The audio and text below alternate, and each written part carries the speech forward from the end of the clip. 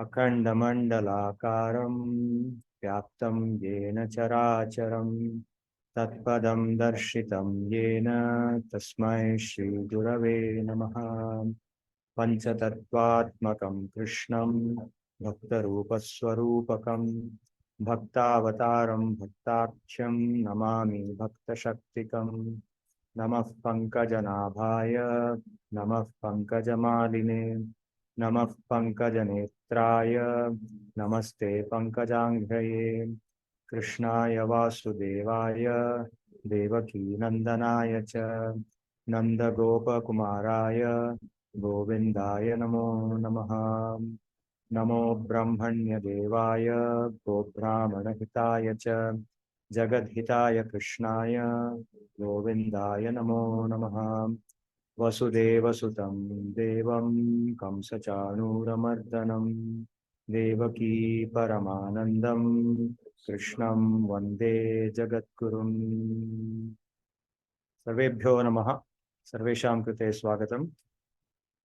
Welcome to this session. In the last session, we heard the story of Sudama, and we will continue that story in this session too. I will do a quick recap of where we were. The narrative of Sudama and Krishna was very inspiring to hear, the first part. Sudama is a simple-hearted and poor, but very content and enlightened Brahmana. So at the initiative of his wife, he visits his friend and former classmate, who is none other than Bhagavan Sri Krishna, who is now living in Dwaraka.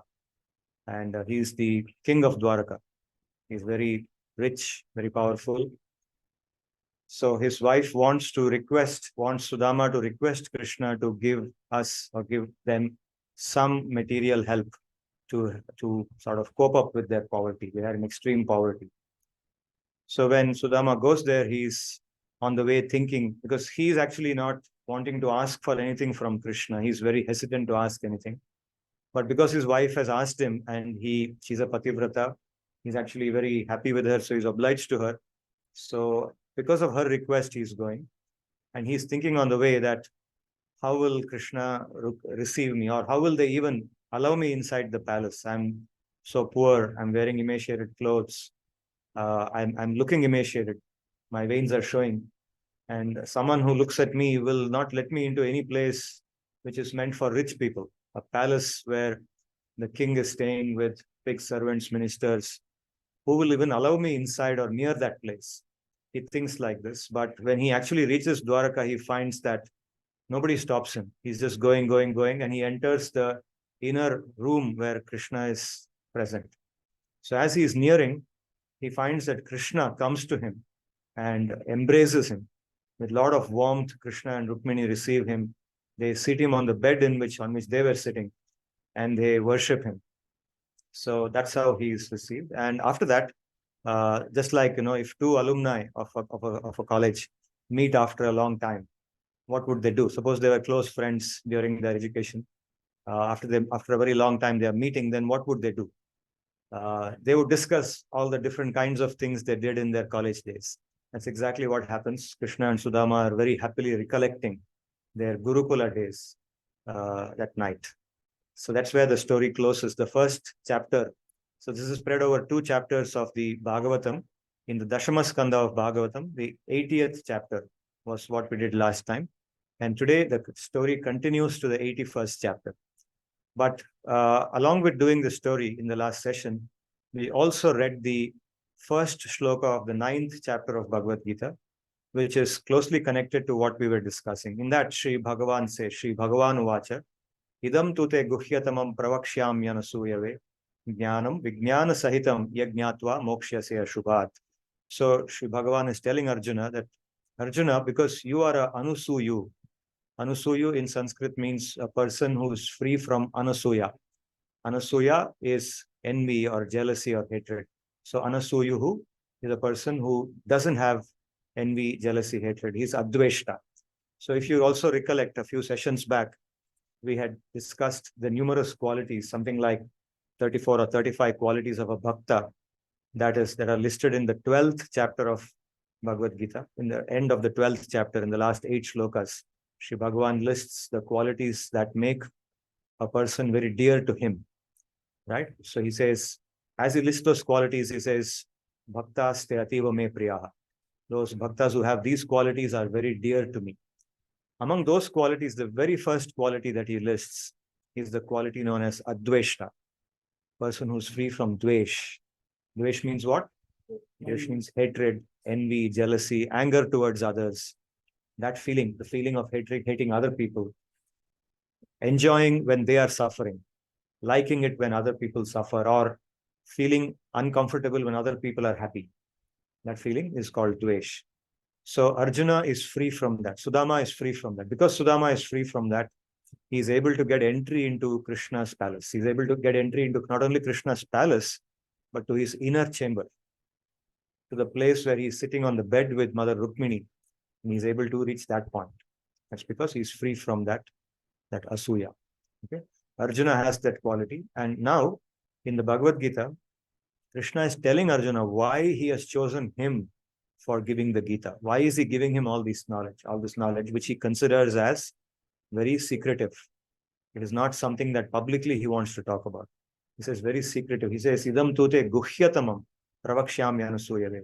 This very secretive knowledge I'm giving to you, and I'll give it to you along with knowledge about how to practically realize it. Not only theory, but also the practical realization, experiential knowledge. I'll give you that also.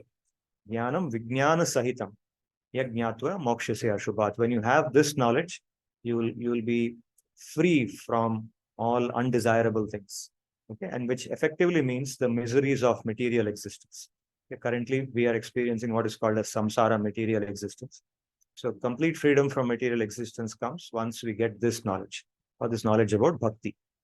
Okay. So now, today we will be looking at the second and the third shloka of the 9th chapter, and also listening to the rest of Sudama's story. So what does Sri Bhagavan say in the second chapter, the second shloka of the 9th chapter? He says, Raja Vidya, Raja Guhyam, Pavitramidam Uttamam, Pratyakshaavagamam Dharmyam, Susukam, Kartum Avyayam. This knowledge that I'm about to give you, O Arjuna, is Raja Vidya, is the king of all knowledge. Vidyanam Raja, Raja Vidya. Raja Guhyam, Guhyanam api Raja, the king of all secrets. Okay, in the first shloka, he said Guhyatamam, the most secretive knowledge. In the second shloka, he says the king of all secrets. It is not meant to be publicly announced to everybody. It is something that I give to somebody who I think deserves to know this. Someone who is free from hatred, free from anger, and all the other qualities which come along with that. Right? Pavitramidam uttamam. This is extremely pure. Uttamam pavitram. Not just pavitram, but extremely pure. The most pure thing. Pratyaksha avagamam. Pratyakshena avagamam. Pratyaksha means that which can be perceived directly. Apratyaksha means that which cannot be perceived directly. It can be understood indirectly. Pratyaksha में जो प्रत्यक्ष है वो उसको हम सीधे से अनुभव कर सकते हैं. प्रत्यक्ष उसको प्रत्यक्ष बोलते हैं. प्रत्यक्ष अवगम, that which can be understood by direct experience. Knowledge I'm going to give you now is not something that's just theoretical. It's not something that exists in concepts, theories, frameworks. No, it's something that you can actually experience. If you understand what I'm saying, you can actually experience it. And by experiencing it, what happens? Susukam kartum avyayam. Susukam, not just sukham. Susukam, sushturupena sukham. Extreme happiness. Happiness which is of the highest degree. Susukam kartum avyayam. Avyayam means that which does not degrade. Avyaya. जिसका व्यय नहीं होता है. व्यय means what? व्यय मतलब जो expenditure हो जाता है उसका व्यय होता है. अव्ययम, that which उसका कभी खत्म नहीं होता है. It doesn't get extinguished, doesn't get degraded, doesn't get diminished. That kind of happiness you can experience when you experience the knowledge that I'm going to teach you now. That's what Sri Bhagavan says. And then he says, Pratyakshaavagamam dharmyam. Dharmyam means that which is the basis for all dharma. All dharma rests on this. All dharma comes from this. Okay, this is the mool dharma. That is bhakti. Okay, that's what he says in the second shloka. This is the king of knowledge, the king of secrets, and the most pure. It is realized through personal experience and is the basis for all dharma. It leads to never-ending happiness. And then in the third shloka, Sri Bhagavan says, Ashraddhadhana purushaha dharmasyasya parantapa aprapyamam nivartante mrityu samsara vartmani. Ashraddhadhanaha purushaha, those who are not able to develop the shraddha. Shraddhadhanaha means one who has shraddha. Ashraddhadhanaha means one who lacks the shraddha, does not have the shraddha. So the point he's trying to make is that for any endeavor that we do, right? For example, now most of you here are doing either your FPM, your doctoral program, or you're doing your 2-year MBA, BM, or HRM or something. You're doing some program, right? So when you came to this program, you had the conviction that by doing this program, it will take you to a better stage in your career or in your life, right? You will get a opening to a good career, which in turn means you will get an opening to a better life and a happier life, right? So now if you did not have that conviction, then you would not have come here. You came here because for some reason you had that conviction. Somebody either told you about it or you did some research and found out about it. So with that conviction, you came here, and that conviction is the one that's helping you or keeping you in the program, despite all the difficulties you're experiencing. You're experiencing a lot of difficult situations. You have to do so many courses, so many assignments, exams, and on top of that, so many other kinds of difficulties with the food, with the hostel, and maybe some personal issues also in your family. But you're tolerating all of that in those 2 years that you're here, or 4 years for the FPM, 5 years. You tolerate all those things because there's a conviction that drives your commitment to it. The commitment rests on a conviction, Shraddha. So Shraddha is the basis for anything that we do, whether it's a 2-year program here, or when you take up a job in a company, or you marry somebody, you find a spouse and get married to that spouse. Whatever we do, we are driven on the basis of that conviction which we have. So in the 17th chapter of Bhagavad-gita, Sri Bhagavan will say in the 3rd shloka, he will say, Sattvanurupa sarvasya shraddha bhavati bharata. Shraddha mayoyam purushaha yo yat shraddha saeva saha. That is, shraddha is what defines a human being, or that defines a living being, not only a human being. He says, Shraddha mayoyam purushaha yo yat shraddha saeva saha. Whatever shraddha a person has, a person is that shraddha. Means a person is defined by their shraddha. So our shraddha is what defines the activities we do, whatever we do, and so on. And logically, therefore, when we come to a path like the path of bhakti, also, you need to have shraddha. If you have to get success in anything, you have to get shraddha. Similarly, if you have to get success in bhakti also, you have to have shraddha that by doing bhakti, you will get the highest form of happiness. Right? But if you don't have the shraddha, what happens? Ashraddhadhanaha purushaha dharmasyasya means asmin dharmani, asmin dharme. If you don't have shraddha in this dharma, if you don't have shraddha, then aprapyamam nivartante. You will not be able to attain me, but nivartante means you will return back to mrityu samsara vartmani, to this place which is called the samsara, mrityu samsara. Because this existence, material existence, is an existence of death. Death is the most undesirable thing for us, right? But death is the most certain thing also in this world, right? So death defines this samsara. More than any other thing, death is certain. So this samsara is the place where we are existing now. And as long as we don't do bhakti, as long as we don't follow this path, we will continue to be here. We will have a life. We will enjoy or suffer, whatever we experience, different things. At the end of life, what happens? Death comes. After death, by default, another birth happens. We go into another body and take birth again. And in that birth again, we experience happiness, distress, again death. What is the way to come out of it? That's what the Bhagavad-gita is saying. That is bhakti. Bhakti yoga. Right? And that is illustrated through the message that he's giving to Arjuna, because Arjuna is a bhakta already. He's put Arjuna in that position of a student in the Bhagavad-gita. Arjuna is now listening to him on our behalf. The message of Bhagavad-gita is not really for Arjuna, it is for us. Through Arjuna, we are being taught Bhagavad-gita. So he's saying, oh Parantapa, those who lack the conviction, the shraddha in what I'm saying here, do not attain me, but return to this material existence that is characterized by death. So the life of Sudama is just like Arjuna. You see, both Arjuna and Sudama, the common thing between them is that although their bhakti is of different types, the nature of their bhakti is very different from each other, but one thing is common. Both of them relate to Krishna as a friend. Sakha. Sakha means friend, right? Both of them are relating to Krishna in Sakhya Bhav. So Krishna also sees them as a friend. In the case of Arjuna, he is a cousin. He also happens to be a cousin in that birth. In the case of Sudama, he was a classmate, fellow alumnus. So you have to decide which one is more intimate, with your fellow alumnus or with your cousin. Okay, both are intimate friends. Parantapa means paran tapayati, one who gives difficult times to others. Arjuna. So why is Arjuna called like that? So others here refers to his enemies, to the enemies, the Kauravas, or to anybody who wants to take him on, who wants to we say mess around with him. So don't mess around with Arjuna. He will make you suffer. Parantapa. That's the meaning of parantapa. Parantapayati. Okay, that's the meaning. That's why it's called parantapa. Again and again it comes. It's so powerful. So now let's see how Sudama Shraddha. So let's understand the nature of Sudama Shraddha. In the first chapter, which we did last week, we heard about Sudama's mentality, that so simple-hearted, pure, honest, does not want anything for himself. But because his wife is thinking, she's a pativrata, she's thinking my husband is suffering. So she says, go and ask your friend. He's so rich. We are like this, living, our veins are showing in the body. We don't have clothes to wear.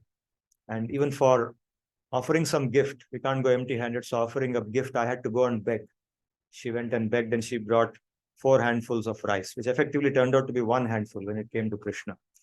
So that also came by begging from the neighbors, so poor. So please go and ask him. So he's going, but on the way, he's not thinking about what to ask Krishna. He's only thinking, will they allow me inside? Finally, he's reached inside and now they are sitting and having a conversation. So what happens after that?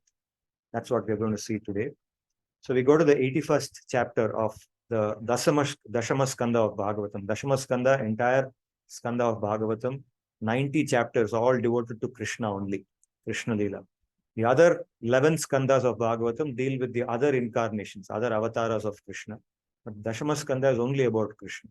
So we are now in the 81st chapter, out of 90, the 81st chapter of the Dashama Skanda. And in this chapter, we begin with Shri Shuka Uvacha. Sa ittam dvijamukena saha sankhatayan harihi sarva bhuta mano abhikyaha smayamana uvachatam brahmanyo brahmanam krishno bhagavan prahasan priyam premna nirikshanenaiva prekshan khalu satam gatihi. So Shri Bhagavan is satam gatihi, is the destination of all the saintly people. He is Brahmanya, means he likes the Brahmanas very much. He does what is beneficial for Brahmanas. When the word Brahmana is used here, it means the Brahmana who is pure, who actually follows the life of a Brahmana, like Sudama, somebody like Sudama. So now they have been discussing, Sudama and Krishna holding hands. They are very lovingly discussing the moments they had in the Gurukula. And now at this point of time, finally, after discussing for a long time, Krishna turns to Sudama with a smile on his face. He's smiling, smayamanaha, and he asks him something. What does he ask him? Shri Bhagavan Uvacha Kim upayana manitam brahman me bhavata grihat anvapi upahritam bhaktaihi premna bhuryeva me bhavet bhuryapi abhaktopahritam name toshaya kalpate. He says, oh Sudama, have you brought something for me? What have you brought for me? Kim upayana manitam me bhavata grihat, from your house. See, this is something you ask somebody who is intimate to you. You don't ask anybody like that. Just somebody comes to your house. You will only say, what can I offer to you? Aapke liye kya laun? Chai laun, pani laun, whatever you want to give, juice laun, or you give some food. Even if the person says no, then you want to put some pressure and say, please take you, come to my house. But you will never ask, what have you brought for me? Right? Unless that person themselves give you, then you may say, oh, why did you bring all this? But here, opposite. Here, Krishna is asking, Sudama, tell me, what have you brought for me? Okay, that shows the intimacy between them.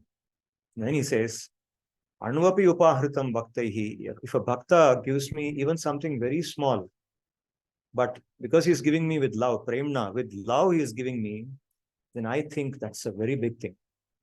Bhuryeva me bhave. That's a big thing for me. But bhuryapi abhakto prithyatam. If Duryodhana, when I go to Hastinapura, Duryodhana arranged for me a huge palace in which I can stay. Abhakta. Duryodhana is a abhakta. He's not a bhakta. But for me, na me toshaya kalpate. I don't take any pleasure in that. Duryodhana arranged a big luxurious palace for me when I went to Hastinapura. I don't care. But if my bhakta gives me even something very small. So, Sudama, I'm not really expecting much from you, but I want to just know whether you have brought anything for me. Patram pushpam phalam toyam yo me bhaktya prayachyati tadaham bhakti upahritam ashnami prayatatmanaha. So this shloka is repeated from the Bhagavad-Gita. This shloka is also in the Bhagavad-Gita in the 9th chapter, same chapter we are doing now. The 26th shloka of the 9th chapter is this. And this is exactly in the same form in the Bhagavatam also. Because the author is the same. Bhagavad-Gita and Bhagavatam both written by the same author, Vyasa. Veda Vyasa wrote both. And he has repeated the shloka here. So he says, if my bhakta offers me just a leaf, patram, pushpam, a flower, a fruit, or just some water with great bhakti, then that I take with a lot of pleasure. Tadam bhakti upahritam ashnami. I will actually eat that. I will consume that. Okay, and he's so kind that even after consuming that, he will leave all of it back for us. Prayatatmanaha, one who is sincerely endeavoring to please me, such a person.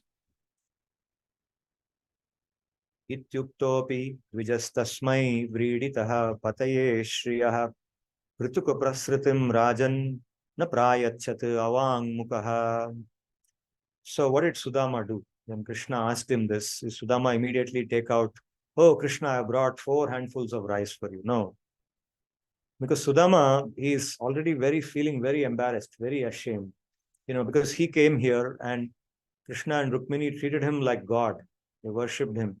They made him sit on their own bed. Okay, normally you don't make anyone, even a visitor, close friend, you don't take them to your bedroom and make them sit on your bed.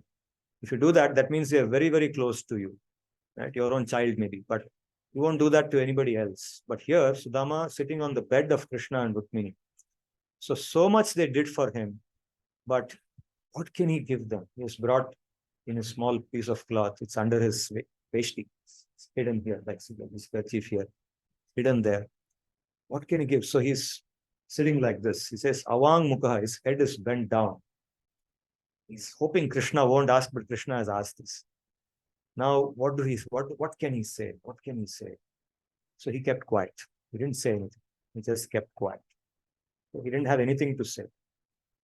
Sarva bhutatmadrik sakshat tasya gamana karanam vigyaya achintayan ayam achintayat nayam vigyaya achintayat nayam shrikamo ma bhajat pura. So Krishna is present inside everybody.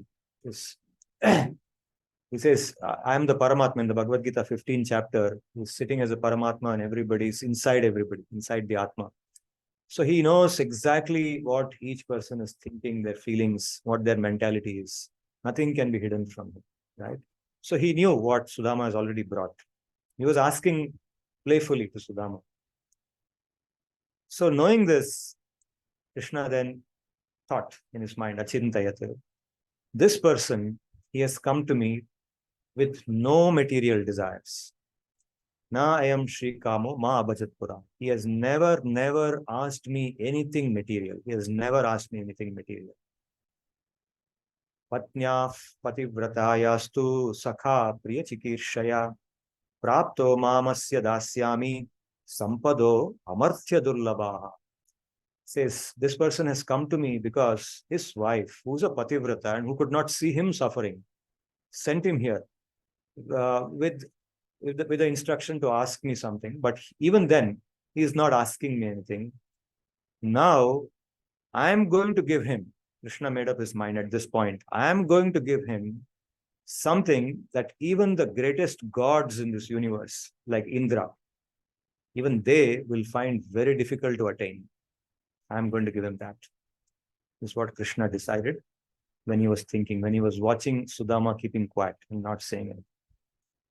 Then what happened? Ittam vichintya vasanat chirabadhan dvijan manaha Swayam jahara kimidam iti prityakotandulan.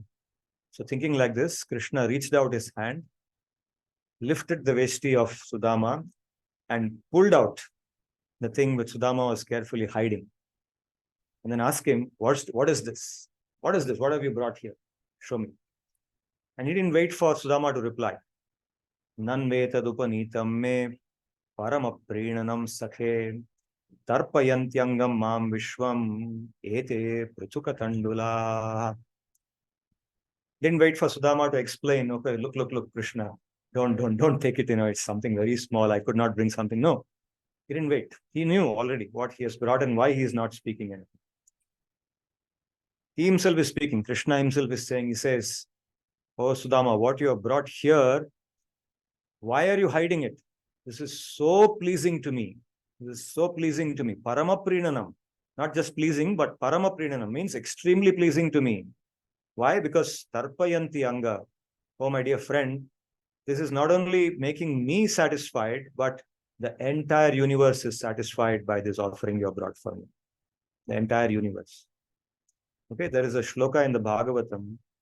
It says, Yatha taror mula nishechanena tripyanti tatskanda bujopashaka. Just like when we water a plant or a tree. Now, what do we really want when we water a plant? We are watering it because we want the plant to grow well, and eventually we want the fruits and the flowers that come from the plant. But where do we pour the water? We pour the water at the base of the plant. We don't pour the water where the fruit is supposed to come. Thinking, see, actually, I don't want the base of the plant. I want the fruit. The fruit is going to come here in this place. So I'm going to put water there so the fruit will come out nicely. Or the flower will come in this place in the plant, and I'm going to put the water there so that the flower grows nicely. No, I put the water in the root. Then the water is taken by the plant from the root and sent everywhere else. And then the flower and the fruit comes out. It's exactly like that. The Bhagavatam says that Shri Bhagavan is the root of all living beings. He's inside all living beings. And he's the root of everything in this universe. So if we are able to satisfy him, automatically all living beings are satisfied. When we develop the qualities of bhakti, okay, these qualities I mentioned in a few sessions back, the 12th chapter, I'll again touch upon them. And we see those qualities in Sudama right now. And when these qualities are present, Shri Bhagavan is satisfied, and automatically all living beings feel that satisfaction. So he's saying that by these grains, these few grains of beaten rice that you have brought for me, the entire universe is satisfied. Iti mushtim sakrit jagdva dvitiyam jagdamadave tavat shrihi jagrihe hastam tatpara parameshtinaha etavatalam vishwatman sarva sampat samriddhaye asmin loke athava mushmin pumsastvattosha karanam. See what happened?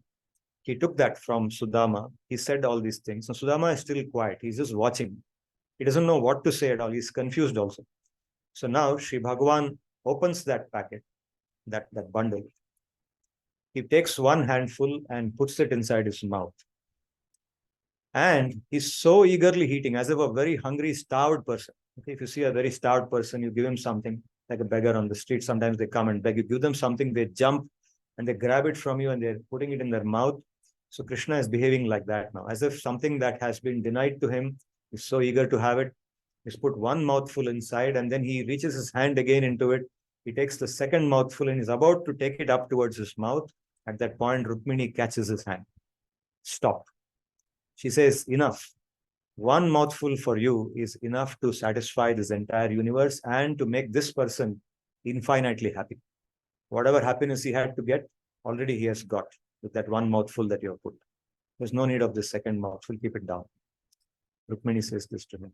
Etavata alam vishwatman. Enough, this much. Sarva sampat samriddhaye. Whatever he has to get from you, already he has got with that one mouthful you have put. Asmin loke athava mushmin. Not only in this lifetime, but also his next lifetime, his permanent lifetime. He has already got by that one mouthful that you have taken from what he has brought for you. Enough. Of course, this is symbolic in the sense that she's saying that this bhakti that this person is showing is of the highest nature. And there is nothing superior that It's nothing superior to this. So now it's explained how Sudama, after this happened, so Krishna had the morsel with so much love, and Sudama had nothing more to worry, nothing more to feel embarrassed about. So with this also, with this action also, Sri Bhagavan made Sudama feel very, very comfortable. And this is his quality.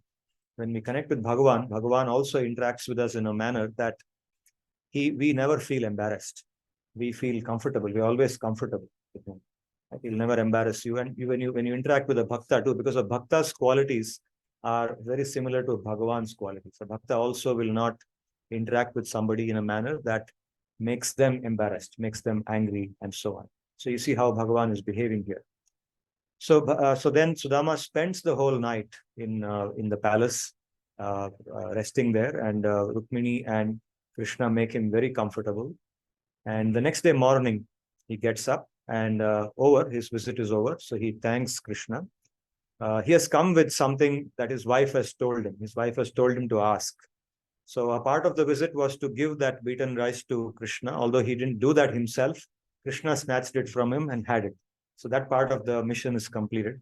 Now, one part of the mission is still left, that he had to ask Krishna for something in return, okay, that he has not yet done. So does he do that? Now, Bhagavatam says, no, he didn't do that. He didn't ask him because that's his nature. Okay, he will never ask anybody for anything, including God. He may be suffering, but he will not ask him. He will accept that this is what God wants for me, and that is his love. That's how his love is given to me. Okay, I went to his house, he treated me like this. Now I'll go back. I'll go back to my house and I will live the life that I'm living. No problem. So he goes back. And on the way back, he realizes that he has not asked anything, and Krishna also has not given him anything. He gave beaten rice to Krishna, but Krishna did not return anything back to him. So he's going back and he's vriditaha. This word vriditaha used here means embarrassed or ashamed, or it also means humbled. So by his visit there to Krishna's house, Krishna's palace, and the treatment that he got from him, and the very joyous interaction that he had, he's feeling very humbled. Even earlier, he was a very humble person. He has always been a humble person. But now, after seeing all this, he feels, I'm smaller than ever. I'm really a nobody in this universe. Krishna is so big. And in front of him, I'm just nothing. I'm very, very small. Okay, but he is also very, very happy. He says, Mahad Darshana Nirvritaha, means that he has now got the darshan. Because that's what he was thinking when he came. I will at least get the darshan of Krishna. So he got that darshan. Not only got darshan, but he could also have a very enjoyable interaction with him. So he's feeling very contented in life and he's going back on the way back. Then what happens? Aho brahmanya devasya drishta brahmanyata maya yad daridratamo lakshmim ashlishto vibhrato mai. So these shlokas describe the thoughts that he's having, and they bring out the mentality of Sudama. He's thinking, how great is my friend. He took care of me so nicely.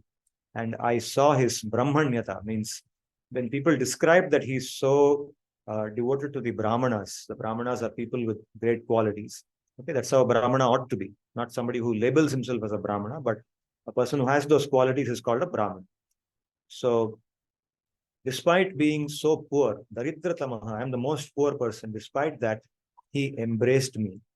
And his chest, Krishna's chest and my chest, they made contact with each other. That's what is meant by embrace. When you embrace somebody, then their chest and your chest are touching. But what is special about that? When Krishna embraces you, Krishna's chest is the place where Lakshmi is sitting. So the chest on which Lakshmi is sitting, Lakshmi herself is sitting, with that chest he embraced me, and he made my chest come in contact with that. Which means my chest came in contact with Mother Lakshmi herself. That is the special meaning of this embrace. Kwaham daridra. So he's thinking, what greatness is there in that person? Kwaham daridra papiyan. I'm such a papi. That is why I'm suffering like this. I have nothing to be, because of the papa I have done in the past. That's why I'm so poor. And Kwa Krishna Sriniketana. Krishna is the abode, Sriniketanaha. Lakshmi resides with him. Lakshmi resides on his chest. She is his wife. She resides with him. Brahma Bandhuriti Smaham. I'm a Brahma Bandhu. A Brahma Bandhu means, see, a Brahmana is the term used for a person who has the qualities of a Brahmana. And of course, by default, it's a social class also. Somebody born as a Brahmana is also called a Brahman. Brahma Bandhu is a term used for a person who is born as a Brahmana, but does not have the qualities of a Brahmana, who deviates from the duties of a Brahmana. A Brahmana has certain duties, patana, patana, yajana, yajana, dana, parigrahana, pratigrahana. But a Brahmana who does not do these duties is called a Brahma Bandhu. Okay. So by that definition, any of the Brahmanas sitting here, including me, are actually Brahma Bandhu. We are not really Brahmanas. Right? We wear a thread and everything, but we don't do the duties of a Brahmana in the strict sense in which a Brahmana is supposed to be. So we are Brahma Bandhu. There's a term for that also. Right? So we are Brahma Bandhu. So Sudama is thinking, Brahma Bandhu means what? Relative of a Brahmana. We are descendants. Biologically, we are descendants from Brahman. So Sudama thinks that I'm a Brahma Bandhu and I'm a papi. But still, because of his kindness, he embraced me and he gave me such a good treatment. Nivasitaha priyajushte paryanke bhrataro yatha mahishya vijitaha shanto bala vyajana hastaya. So he's recollecting nostalgia. You left the college and you're going home. Now you're recollecting all that happened there. So he's recollecting memories of that last night are coming to him, where how, I was actually, when I went there, he was sitting on the bed with Mother Rukmini, his wife, and she was serving him. Nivasita Priyajushte, his beloved was doing service to him. She was massaging his feet. She was serving him. She was maybe singing a beautiful song, making him happy. But immediately he broke all that. He got up, he came, embraced me, received me, took me to that bed, and then he started worshipping me. And his wife, Mother Rukmini, was actually doing seva bala vyajana hastaya. With her fan, she was fanning me. She was giving me so much happiness. So he's thinking like this. And his thoughts are about, along these lines, he says that he's such a great person. He's contrasting himself with Bhagavan, and he's going on thinking about how fallen he is, how low he is, and how high Bhagavan is. And then finally he says, he thinks, Adunoyam dhanam prapya madhyan uchaihi namam smaret. Adunoyam dhanam prapya madhyan no na madhyan uchair namam smaret. Iti karuniko nunam dhanam me abhuri na dadat. So his thought comes back to the reason he had gone there, to ask him something, but he could not ask him. But even if he didn't ask him, normally when a guest comes, when they are leaving, you give something to them, right? You may give some flowers or fruits or some sweets. Aapke saath le jaiye. Something you may give some good. But Krishna did not give him even that much. Even something small he did not give him. He's going back empty-handed, right? So he says, Nunam dhanam me abhuri nadada. Even little bit of dhanam, even little bit of money, a few coins at least. For a beggar, you give at least some coin, no? Even that he did not give. So he's thinking, so he's trying to reason out, why is that? If a guest comes, you give something. But why did Krishna not give me anything? Not that he was expecting, but normally that's the behavior. Saying because Krishna thought out of his kindness that if he gives me wealth, then I'll become an even greater papi. I may get intoxicated by that wealth. I may start indulging in pleasures. I may become hedonic. I may go into hedonistic lifestyle. So he decided not to give me anything, and that is his greatness. He knows me. He knows how papi I am. He knows how fallen I am. So he decided not to give me anything. That is his glory. Okay. So he's thinking like this, and he goes, Iti tat chintayantaha prapto nijagrihantikam suryanalendu sankashaihi vimanaihi sarvato vritam. So thinking like this, Sudama reaches his house. He reached his house. He reached the place where his house was. And what happened there? He did not find what he had left there. What did he find? Surya nalendu sankashaihi vimanaihi sarvato vritam. He found that whatever was there, whatever buildings were there, were all covered with gopurams, which were shining, just like the sun, like fire and the moon. They were shining as bright as the sun, the moon, and fire. He found that everything there, all the buildings, all the infrastructure there was looking like that, shining and glossy. Vichitro pavano dhyanaihi kujad jujakula kulaihi rot fulla kumudam bhoja kaklarot palavaribihi. He found so many different gardens. And in those gardens, varieties of birds were making beautiful sounds. And in those gardens, he found so many ponds. Just like in our Jubilee Park, we have a Jubilee Lake inside, right? So similarly, in those gardens, he found beautiful ponds. And in those ponds, he found so many varieties of lilies and lotuses of different colors, white, blue, pink, magenta. Different colors of flowers were growing in those ponds. Jushtam swalankritaihi pumbihi stribishcha harinakshibihi kimidam kasyavasthanam katham tadidamathyabhut. So seeing this, he was also seeing Jushtam swalankritaihi pumbihi. So he saw men and women who were very beautifully decorated, who were beautifully, you can say well-dressed men and women. And women were harinakshibihi. They had eyes like the beautiful women, with eyes like deer-like eyes. Harinakshibihi, Jushtam. Kimidam kasyavasthanam. So standing there, immediately he thought, what is this place? Whose place is this? Where have I reached? Have I made a mistake in coming here? Where is this place?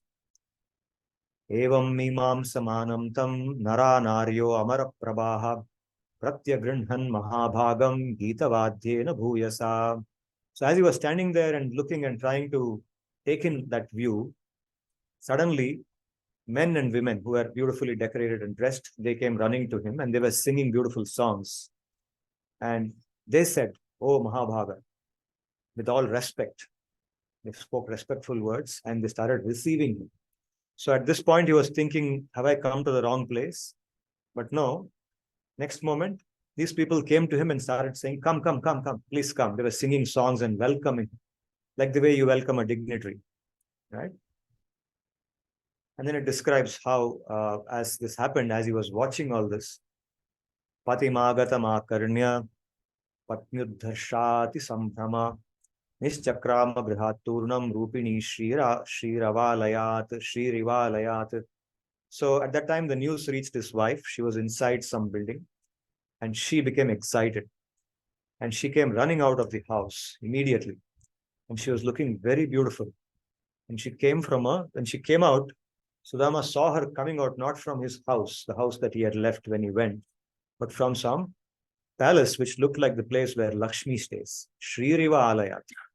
The palace where Lakshmi herself stays. Pativrata patim drishtva premot kanthashu lochana Neelitakshi nayanam Neelitakshi anamat buddhya manasa parishashvaje. So she's a pativrata. So she came there and she saw him and she felt extreme love for him. Premot kanthashu lochana. In that love, her eyes started dropping tears. Tears came out of her eyes. So she closed her eyes and with her mind, with her intelligence, she offered him her respect. She bowed down to him. Not physically, but with her intelligence, she bowed down to him. And with her mind, she embraced him. She did not physically embrace him like Krishna had embraced him, but with her mind, she embraced him. Okay, she's a pativrata. And Patnim Viksha Vispurantim Devim Vaimanikim Dasinam Nishkakantinam Madhye Bhantim Sa Vismitaha. So she was shining. She looked just like a goddess who had come on a plane. Okay, Vimanim. So even the concept of a plane, aeroplane was there, very much there at that time. So she looked like a goddess, a princess, a devi who had just descended from some aeroplane. And she was shining. And Sudama is watching all this. All this is described through the lens of Sudama's vision. And she was served. So many dasis, so many servants were surrounding her. And they were also decorated. They were not looking like the servants that we normally relate with. We say housemaid. We don't think that they are wearing some rich garments and everything. But these servants who were serving her, they were also decorated like Lakshmi. They were wearing golden necklaces and they were also shining. And she was shining in the middle of them. She was looking just like Lakshmi. And this describes how then she took him inside. She takes him inside. I will not read every shloka because the descriptions here are very fantastic. A lot of adjectives are used. Everything was shining. And so the place looked just like the palace of Indra. And so he was taken inside that palace and he found that everywhere there were pillars decorated with jewels, the sofas and the beds, places of sitting. The furniture for sitting was covered with foam, which looked like the foam of milk, whitish covering, which looked like just like milk foam. And there were curtains. There were curtains, beautiful curtains hanging, and there were awnings, canopies and awnings from which pearls were hanging, pearls were dropping. Okay, very beautiful description. So Krishna had made up his mind that I'm going to give him something that is even more, or that is difficult even for Indra to get. Even Indra will not be able to get this kind of opulence. So all this is described. The places of sitting, there were the golden staff. The staff were made of gold, and on that there were fans. You see, those days we didn't have electrical fan, no? So what was used for fanning is called chamara. Chamara means it's a handheld fan, or something that is at the end of a big pole. There's a big fan-like thing, and that somebody has to stand and wave it, right? So these were made of gold, and there were cushions, very soft cushions, and they were shining. So this description is going again and again. Vilokya brahmanas tatra samriddhihi sarva sampadam tarkayamasa nirvyagraha swa samriddhim aitukim. This is a brahmana, right? So he's not carried away. Instead, he is thinking that now the doubt has gone, whether it's the right place or not. My wife is here and they received me, so they recognized me. So I've come to the right place. So now the next doubt is, how did this come about? How did this happen? When I left from here, it was just a hut, a poor place where we didn't have enough to eat. We didn't have enough clothes to wear. There was nothing here. Suddenly, what has happened here? In just a few days, I went for one night and I'm coming back. It's an overnight trip. And within that, this has happened. What is going on? So he's now logically reasoning out. And in his reasoning, he is thinking of all possible ways in which this might have come. Maybe my wife arranged somebody. Maybe somebody felt compassion on me and came here and built this. So each of those reasons that comes to his mind, he eliminates them one by one. Because he realizes that that's not possible. If somebody had come and helped, within such a short time, they could not have built all this. So different reasons that are possible, he's eliminating them. And finally, the last reason is this. He says, Nanu nunam bata etan mama durbhagasya shashwat daridrasya samriddhi hetuhu mahavibhuter avalokatonyah naivopapadyeta yaduttamasya. The only way in which this can be possible is that that person, Uttama Shloka, Krishna, has done some miracle here. He concludes that. And he thinks about how Krishna has done this and what Krishna's thinking must have been. That why, when a guest leaves his house, normally we give them something and the guest will say, no, ye sab nahi chahiye, ye sab kyun yaar? Ye sab hamare paas ghar mein hi hai. Still you will say, le jao. Aapki beti ke liye hoga, bete ke liye hoga. Something you will say and let him go, let him take that and go. But why Krishna did not say anything?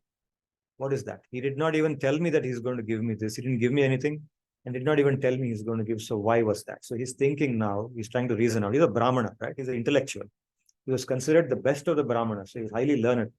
So his logical reasoning is working out now. So he's thinking that Krishna did this because in his mind, Krishna thinks. How does Krishna think? For his bhaktas, he thinks that whatever I give them is too less. And therefore, just like Sudama was embarrassed with what he brought, and he didn't want to tell Krishna, look, I have brought 4 handfuls of rice for you. He was so embarrassed. In the same way, Krishna also thinks like that. That whatever he gives to his bhaktas, regardless of how much it is, he has given now so much to Sudama, right? But regardless of that, Krishna always thinks that I am giving too less to my bhakta. Whatever I give is not enough. My bhakta deserves even more than this. And because of that, he is too embarrassed to say it. Out of his own embarrassment, Krishna did not say anything. He was also feeling the same embarrassment that I was feeling in giving him what I brought for him. And that is the reason when I left his house, he did not say that he is going to give me something. Because even now, Krishna is thinking, after I discover this, Krishna is feeling in his heart that he has not given me anything. Okay, and he's just like, he uses a metaphor here in the shloka, just like Parjanyavat. It's a poetic metaphor. So Vyasadeva's work, Bhagavatam, is considered to be an work of excellence. It's considered the best among the Puranas, the 18 Puranas. It is excellent from two perspectives. One is the poetic excellence in poetry. In Sanskrit poetry, there are many rules of poetry like alankara, vyangya. Vyangya means double meaning or hidden meaning. So Bhagavatam is full of hidden meanings, double meanings, and double meaning in a positive sense, not in a negative sense. Huh? Vyanga is satire.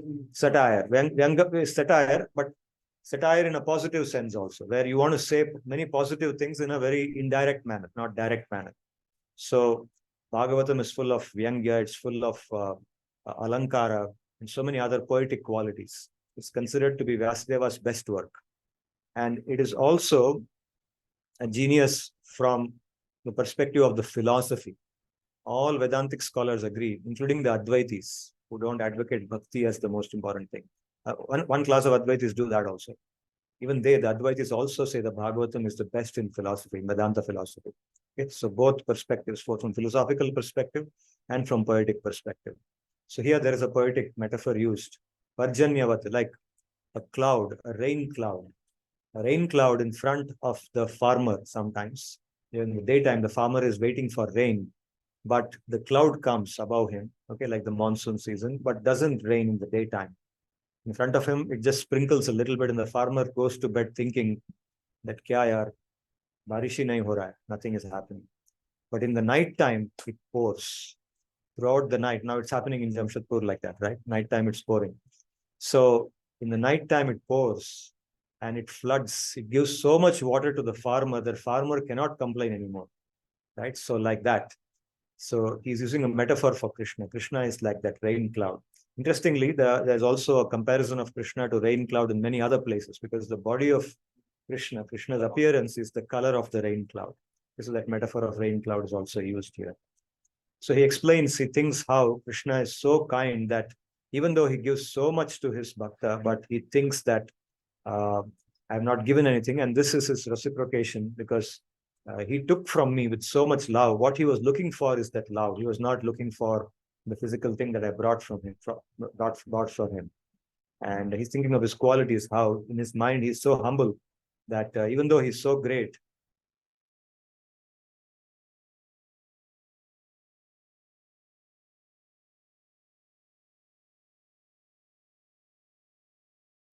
issue with my microphone. Yeah, now it's okay.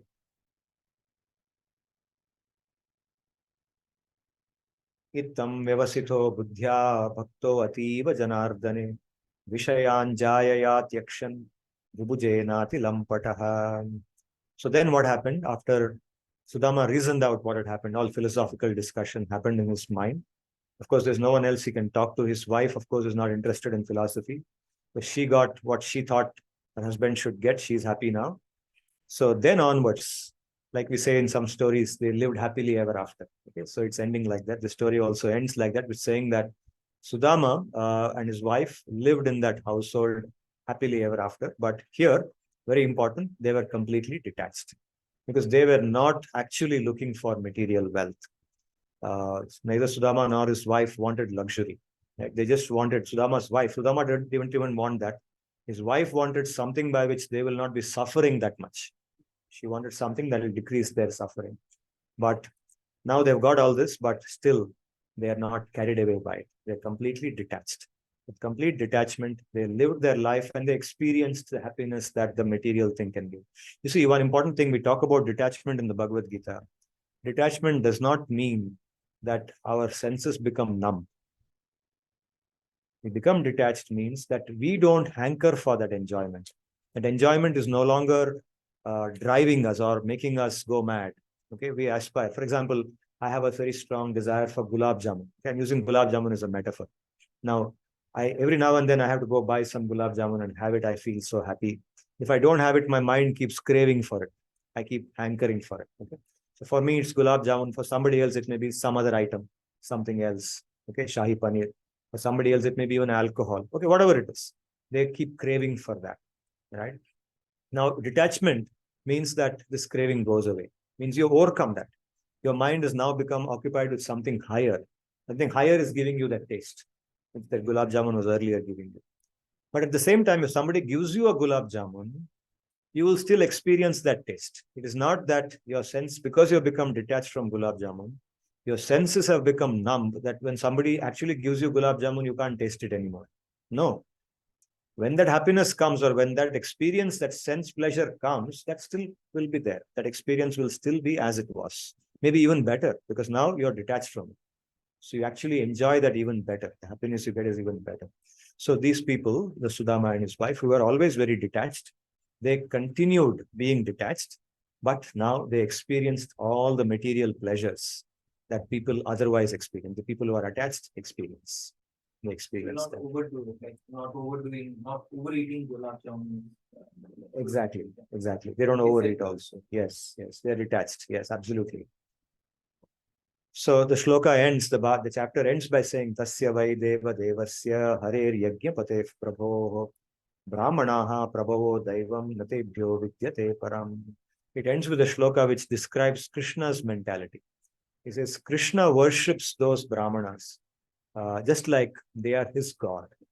Okay, brahmanas worship him, that he is their God. But in turn, he does not think that I am God. Krishna never thinks I am God. In his mind, he never thinks I am God. He's not only acting, really like that. Really, his thinking is like that. He always thinks that I am the servant of these people. Okay, so here word again, Brahmana is not used in a sense in the caste system, say Brahmin, not like that, but a person with those qualities, those pure qualities, such a person. So it's an inspirational sloka. It says that when you develop those qualities, then you become worshipable even for God. Even God will worship you. What about ordinary human beings? Even God worships such a person. So that's the inspiration for us to why we should aspire for such qualities. Not because we want the worship, it's because those qualities are the source of happiness. Eternal happiness, like Sudama now got, comes by developing those good qualities. So the Gita is meant to be an inspirational text. And as we do further shlokas in the 9th chapter, we go into more elaboration on these qualities that bhaktas have, and different aspect, contrasting of different forms of yoga again happens in the 9th chapter of Bhagavad-Gita. So as we go forward, we will discuss those things as well. Thank you for listening to me. And if you have any questions. Sir, so Krishna Sudama story was the first story I saw in the TV series when I was 4. So that's my first memory of Lord Krishna, basically. So that's something which is very still like embedded in my mind, the story of his friendship with Sudama. Yes. I guess many of you also have heard this story before. Actually, I had a comment to make regarding that. Yes, yes, please. Slightly different version in your mind.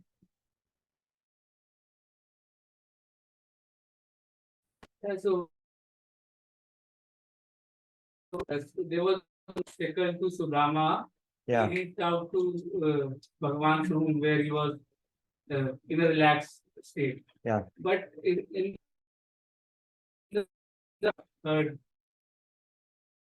my childhood, it was like Haridwar आलो कन्हैया से कह दो कि दर पे सुदामा करीब आ गए. So basically he करीब आ गए, करीब आ गए. Okay, करीब I don't he पास आ गए, करीब okay poor. But he is actually mentioning that there are obstacles, there are guards standing, they are stopping him. Okay. So there is Stopped him. Yeah, well, it is Haridwar Palo jo khade hain, one who was standing there with spears and the security guards. He says that go and tell your Lord or Krishna friend has come. Okay. And then the next line.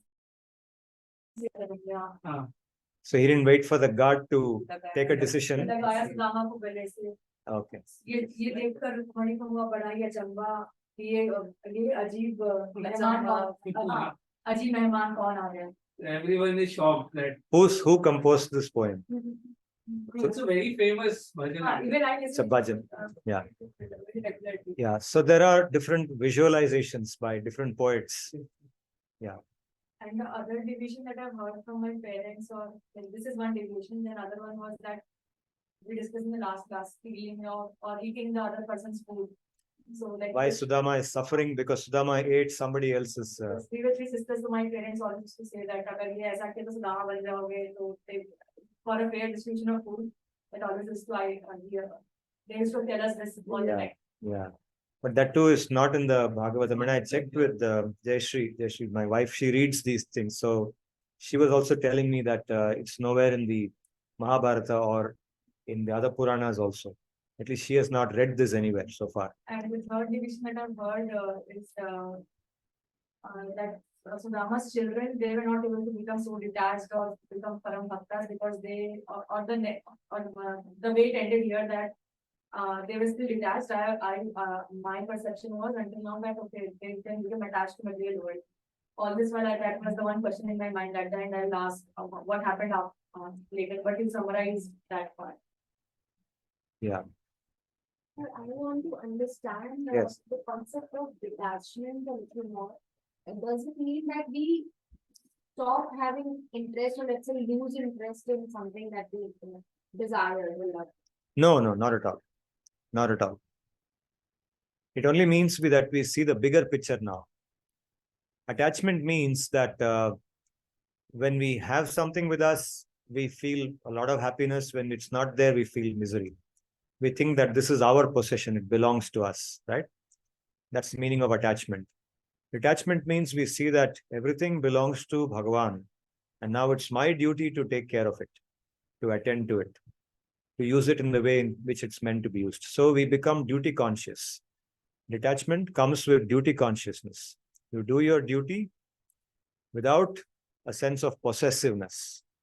Detachment means absence of possessiveness. Freedom from possessive mentality. You're detached, but you do your duty, and you get your happiness comes from the sense of duty, from accomplishing your duty. The sense of duty gives you a lot of happiness, and that's a higher form of happiness, according to Bhagavad-gi. That liberates you, it frees you. You feel I have done my duty, or I should do my duty, and understand that everything in this world is not in my control. Everything will not go the way I want it to go. Some things will, some things will not. So when we give up possessiveness, but do our duty sincerely, not neglect anything, then we are being detached. Duties will be towards a living being only. Yes. And the detachment is not just with people, it also means with things. Yes. So in terms of things, what do we mean? Same thing. Everything belongs to Bhagavan. Your house, your car, your MBA degree that you're earning now, ultimately everything belongs to him. And you happen to be here. Now you're doing different kinds of things, but there is the presence of Bhagavan. That's what the Bhagavad-gita teaches, that even the action that we perform at the micro level is also not done by us. For example, now my hands are moving. Actually, I am not moving them. I'm only desiring in my subconscious mind.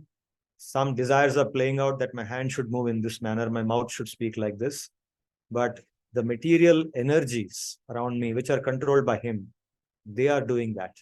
So even from the micro level to the larger picture, everything is done. So this recognition, when it comes, when we realize this, acknowledge this, then we do our duties sincerely in whatever way we can, and also take care of our possessions. For example, now if you have a laptop, now you will take care of your laptop.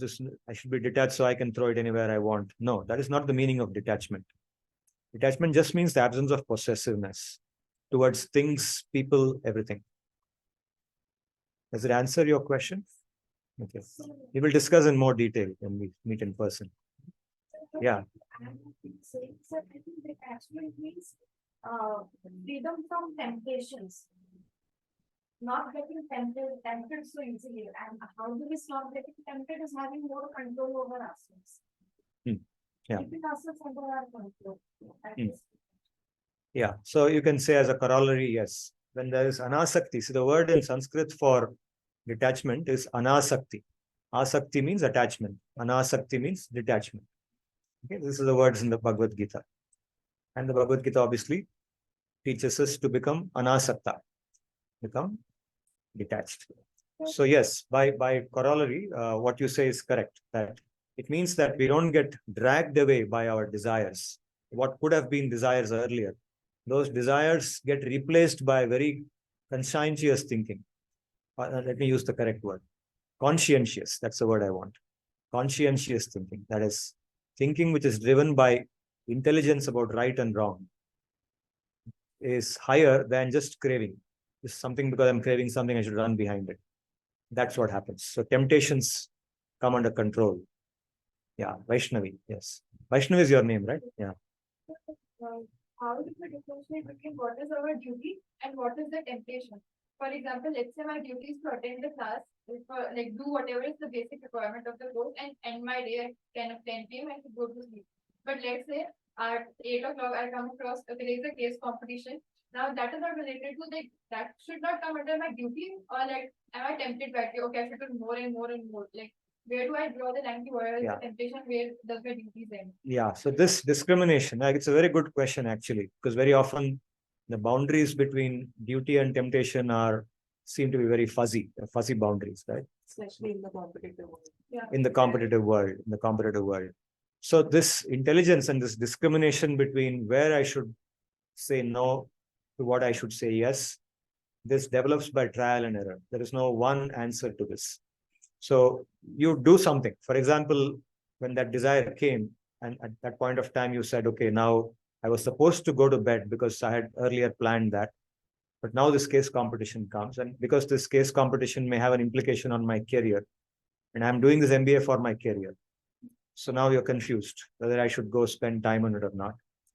Now you think for some time, and then you take a decision on that day, okay? And then go through with that decision. You live with that decision until it's over. So let's say, for example, you decided to sacrifice your sleep that night and go for the competition. So you spend time till 2 o'clock in the morning, worked on the competition, and finally next day something happened. And then you reflect upon it. So this is an iterative, reflective process.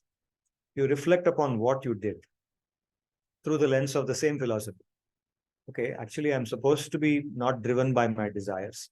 So should I consider that decision to take part in the competition as something because of my desire I did that, I was just dragged away by that? Or was it an intelligent thing to do? Was it an appropriate thing to do?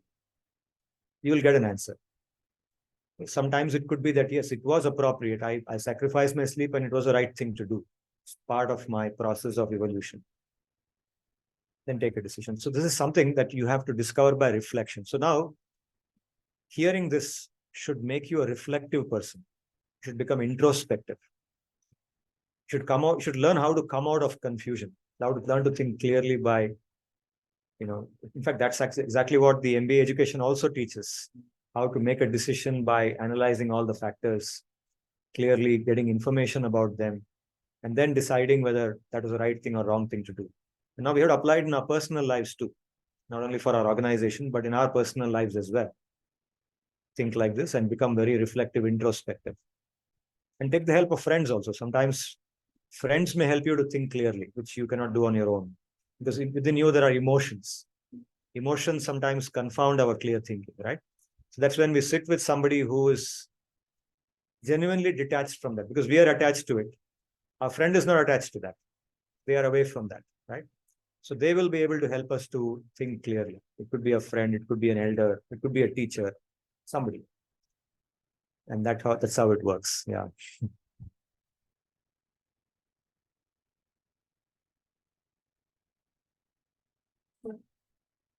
You mentioned Shraddha and Raka statements.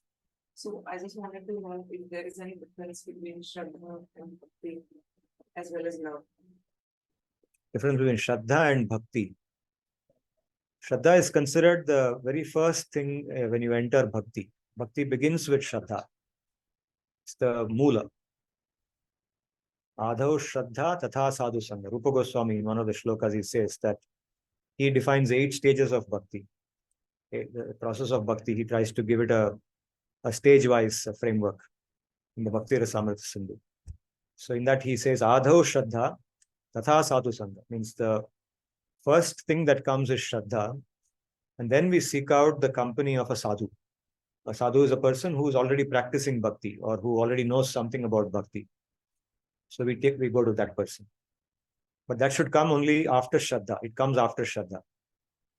Of course, sometimes you may say that you bumped into a sadhu. Until then, you had no Shraddha. But then because of that sadhu, you developed Shraddha. That can also happen. So it's not exactly a linear process. But Shraddha is one of the early things in bhakti, in the path of bhakti. So can Shraddha also not mean the set of vasanas, vikriyas, and samskaras that one? So, or in very layman terms, the beliefs that one holds. So, someone may like one path more than the other path. Exactly. So someone has. That's why Shri Bhagavan. Shraddhas. Yes. That's exactly why I quoted that shloka from the 17th chapter of Bhagavad-Gita. Says, Shraddha mayoyam purushaha yo yat shraddha sa eva saha. A person, what Shraddha one person has, a person is that. A person is his Shraddha. Exactly. So all the samskaras, vasanas that we have built up, plus those samskaras which are being created now, right? For example, right now we are speaking on the Bhagavad Gita, we're hearing the Bhagavad Gita. So we are creating new samskaras now. So those things define our Shraddha. Yes. Shraddha evolves from samskaras, vasanas, which comes from anubhav. Anubhav is even more primal to samskara. Samskara is anubhava janya. It's born of anubhava. And samskara leads to smriti. Yeah, it leads to Shraddha, Smriti. Smriti is a part of Shraddha. Smriti comes along with Shraddha, right? Smriti means what we recollect. Or Shraddha takes us towards that. That comes from samskara, vasana, etc. Yes, you're correct. You're correct. That's why when we associate with spiritual matters, when we read Bhagavad-Gita, the Bhagavatam, the Shastra in general, or associate with people who are reading them, talking about them, listening to them, etc., then slowly our samskaras also change. So certain other samskaras we might have had earlier, they will get extinguished or replaced by these samskaras. They'll go to the background. Right? That's the reason why sadhu sangha is considered so important, association of sadhus. Yes, sangati, yes. Sir, I want to ask one thing. Yeah, Nikita, yes. So, a lot of the times, how we decide our life is based on the outcomes that we want. Like, Yeah. I want to achieve this, and I want to achieve this. But we're talking about detachment. And then how will motivation come into play when we talk about detachment in life? Because most of the time when we take in the end, like how we perceive our life is this is what I want to achieve, then this is what I want to achieve. It's mostly about the attachment to the outcome that I'm seeking in life, right? Yes. But then we're talking about Yeah. being detached. So detachment is always accompanied by attachment to some higher thing. Attachment from a lower thing is always always accompanied by attachment to a higher thing. Without attachment to a higher thing, detachment to a lower thing is not possible. Okay, now let's recollect our own growing up. Okay, when we were children, when we were small kids, then we had attachment to toys. We were very attached to certain types of toys. Okay, it could be a small rabbit made of rubber, or it could be a pencil. It could be a tricycle that we had. We were very attached to that. If somebody touched our pencil, we would get upset. That shows our attachment, right? But what happened 2 years later? That pencil was no longer interesting to us. We became interested in something else, maybe a football, right? So in this manner, if you recollect all the attachments that we have had, each one of us had since our childhood, you see that we became detached from one thing when some new attachment came into our life. We became attached to that new thing. Okay, now when we come to spiritual life, we are being told to become detached. We are also being told to become attached to Bhagavan, to that spiritual goal. Okay? Different people address Bhagavan in different ways. Some people say Brahman, some people say Paramatma, some people say Bhagavan, some people say Vaikuntha. Whatever it is, that is the higher goal. Okay? Manashuddhi. Or some people even say, those who don't believe in a theistic philosophy, some people may even say peace of mind. I'm coming to this because I want peace of mind. So what gives me peace of mind? Meditation gives me peace of mind. So they become attached to meditation because it's giving them peace of mind. And because of that, they have become detached from something else which they were attached to. So detachment always comes with attachment to something higher. And that gives the motivation for doing different things. Yes, you're very correct in saying that attachment is the basis for motivation. Absolutely. Absolutely. Yeah. Without attachment to something, you will not be able to focus your mind on something, right? On that thing. So you won't have anything to focus on. You're just like a ship without a rudder, right? Just going here and there. You don't know what to think about. You don't know what to work for. Anything you start doing, you feel is useless because there's no goal, right? So attachment and motivation are required in life to be able to do anything in life. It's a good thing or a bad thing is a different thing. But for anything, you need to have an attachment. You need to have motivation to work for it. Otherwise, it's not possible. Absolutely. And the art of bhakti, the attachment and the higher attachment will only be in terms of the service to Sri Bhagavatam. Yes. And the aspiration in this path is to experience that sweetness, which begins not after you reach the goal.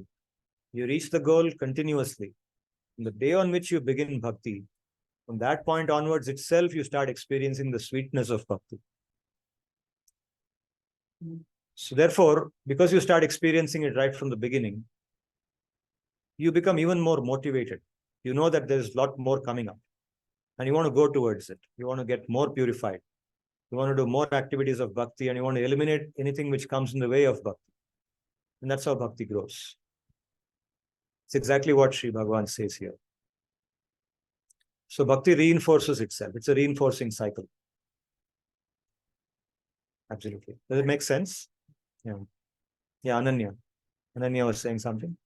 Logically, also, there's a book which says the same reinforcement cycle. I was just discussing with one of my colleagues yesterday.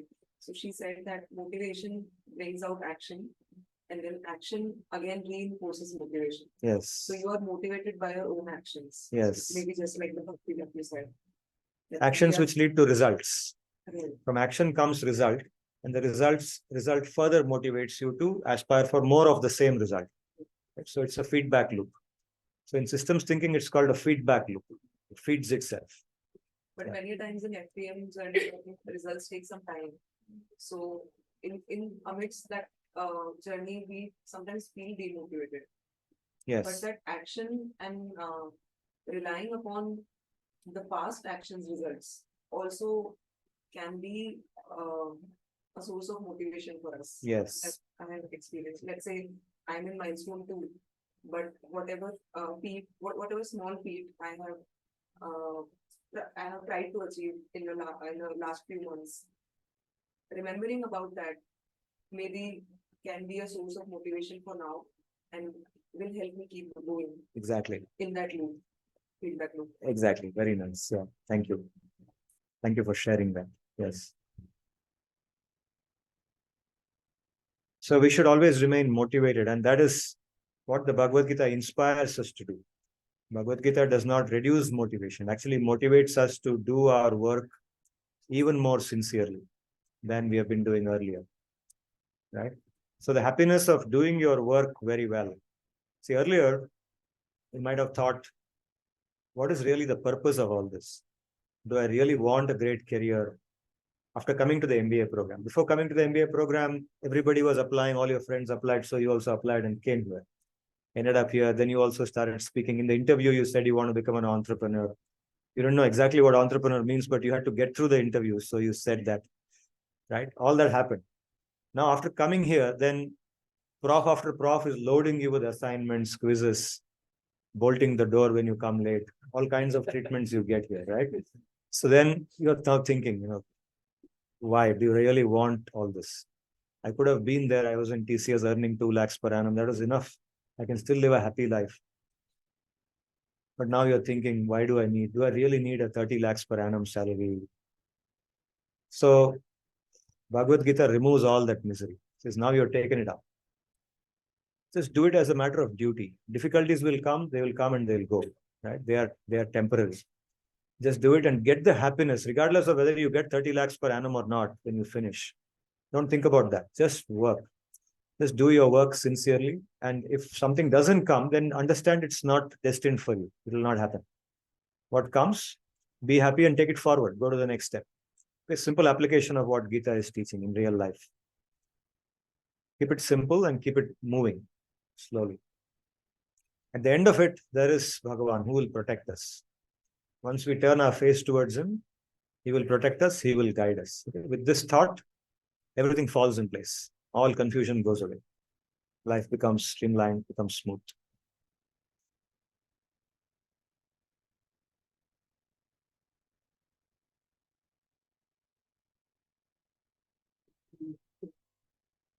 Those who are online, the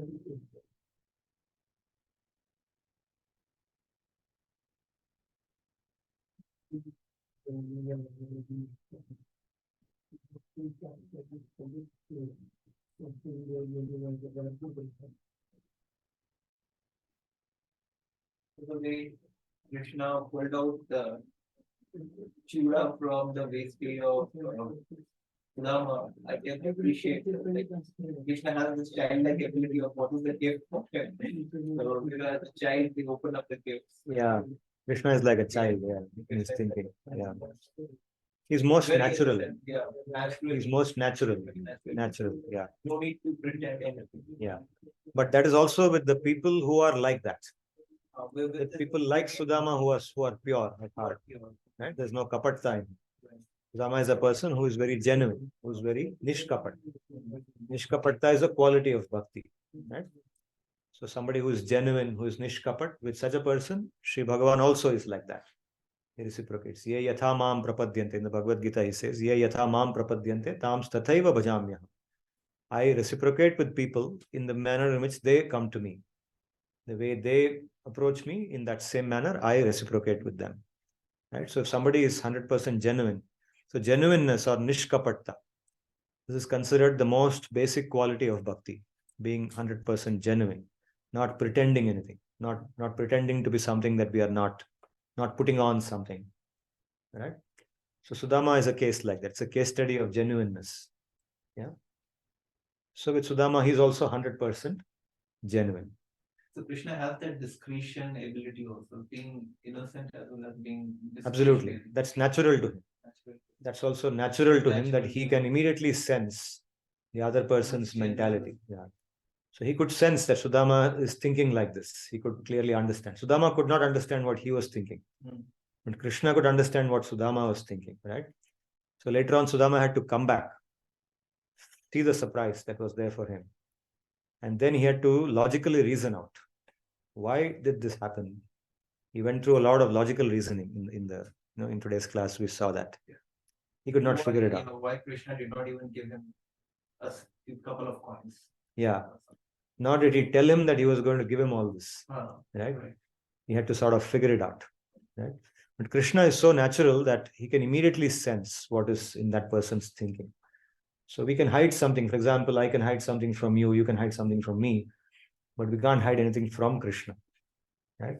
Because he is inside us and he knows. And for that reason, we should feel good because we can share everything with him. What we can't share with anybody else, we can freely share with him because we know that he already knows it. Right? So there's nothing we can hide from him anyway.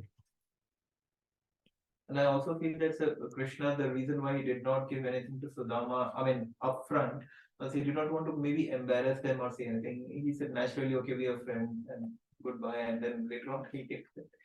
So maybe that was also. Yeah. That reciprocation, I think it comes from many forms that are inside Sri Bhagavan. Yeah. Like any form, we reach out to him, and that form he has that ability to reciprocate with. Yes. Because he's full of all the forms inside him. Yes, exactly. Yes, I agree that he's inside us Yes. as well. Yes. But as an entity, he also has that omni kind of existence. Yes. Of all the abilities and all the, like, if the person is genuine, he'll reciprocate with genuineness. Yes. And likewise. Exactly. Absolutely. I think in chapter 6 we discussed that Sri Bhagavan reciprocates in the way we approach him. Right? Yes. Ye yatha mam prapadyante tam tataiva bhajamyaham. Yes. I wanted to share something. Yes, please. Can you hear me? Yes, we can hear you. Please. Okay. The last part where Sudama thinks about why Bhagavan did not give him anything while going back, I think that is kind of explained in the Ramayana, surprisingly. Like, I was just going through the Ramayana today, and there, after the Pattabhishekam and all that event, when everyone goes back, Vibhishana goes back, and then Sugriva goes back, and finally, Hanuman, Sri Ram hugs Hanuman, and he tells him that whatever upakara you have done to me, it is impossible for me to repay them. And I never want a situation where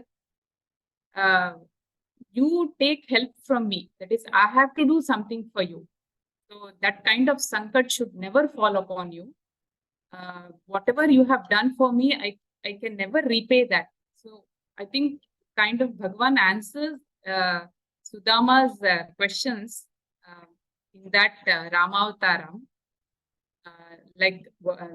He likes the bhakta so much that it is impossible for Bhagavan to repay what the bhakta, the love that the bhakta shows to him. Yeah, very similar. Yes, very similar to that. Sudama's the mentality that Sudama is now figuring out. Sudama figures out that that's how Bhagavan thinks. Absolutely. And the other thing I wanted to just share, because people, we have been reading these stories from Puranas from different sources.